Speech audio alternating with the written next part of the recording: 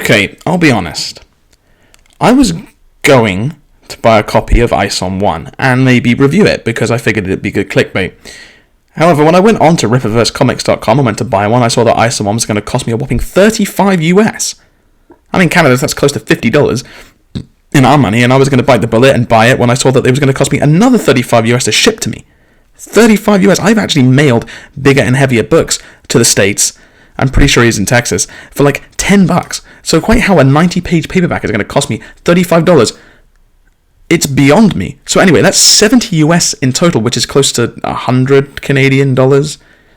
Seriously? You're going to charge me 35 US for a 90-page book? To put this into perspective for you, a single comic issue generally has 24 pages and retails in Canada for about, between $3 and $6. So we'll say 5 for argument's sake. Okay, so ISOM 1 is 90 pages. That's like 3.5 issues. We'll cut Rippa some slack and round it up to 4. So that should be, $20 to $25 at most, Canadian? I could go buy a copy of Sandman Season of Mists for like $33. And this man's over here charging me $35 for a 90-page book. Sandman 4 is over double that. It's also written by Neil Gaiman. So that's why there's never going to be a review for ISOM 1. Instead you get this, me complaining about Rippaverse Comics, because I figured it's still clickbait enough. So for those of you who live under a rock and don't know what the Rippaverse is, it's Eric July's comic book company, self-described as one of the hottest new comic companies. Hot. It's just hot, hot, hot. Its first, and at time of recording, only book is ISOM 1, and it started shipping around September of 2022, which is about 5 months ago.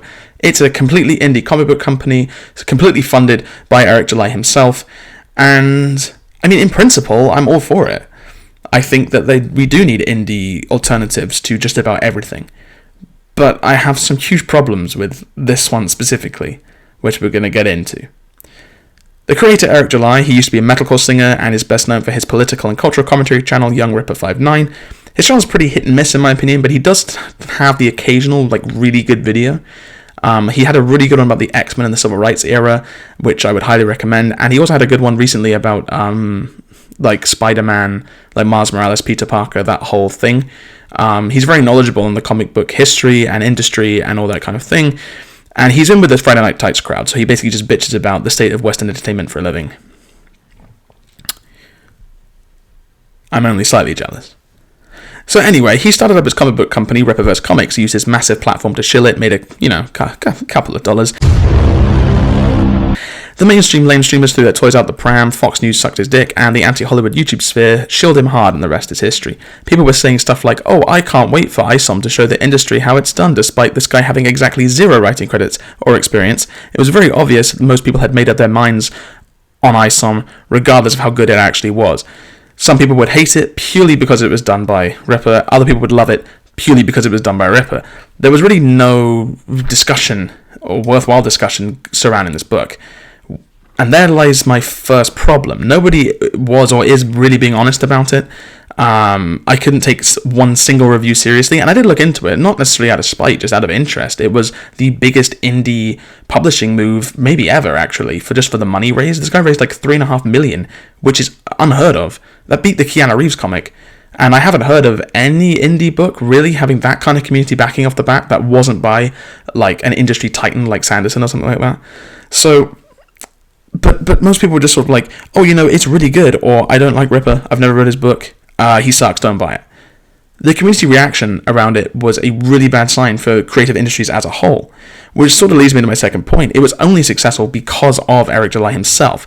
Sorry, but nobody bought it because they had any faith in his skills as a writer. They bought it to own the libs. Let's not beat around the bush. The vast majority of sales were made to own the libs. It's just like Tim Pool's music. It's a fantasy. The sales are 80% political. It was only successful because of how big his platform already was. No amount of him talking about respecting customers or making good products or work ethic means a thing. It was only successful because everyone shilled for it. No indie creator can just show up to the game and write a good book and get noticed. Speaking from experience, you need some kind of social media presence or connections to someone who does, or some kind of mainstream foot in the door. ISOM could be the shittiest book ever written. I'll never know because I can't afford one. You're poor. Interesting. He's broke. He's a brokey. But it still made $3.5 million. Stop pretending that your skill as a writer and your work ethic had anything to do with your sales. Now, continuing sales it will, if he manages to retain his customers and the, sort of community enthusiasm, then that is an actual referendum on the quality of the book. But if there is a significant drop-off between ISOM 1 and 2, then I'm sorry, but the customers have spoken, and it's not particularly favourably, which beautifully takes us into point 3. See how I structured this? Where is ISOM 2? It looks like we have a real mystery on our hands. So the basic idea with a comic series is that the readers get regular updates of the story, like a TV show. Once a month I go to the newsagents and I get the new, Spider-Man book, for example. Now, we said that ISOM was 3.5 issues of a normal comic, so we'll cut Rippa some slack, but let's do some quick maths. ISOM started shipping in September. That was almost 6 months ago. We should have seen ISOM 2 at least a month ago, probably 2 months ago.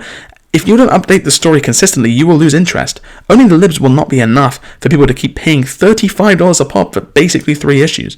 There is just no way. I understand that he is marketing to an audience with more disposable income than what most comic creators are marketing for.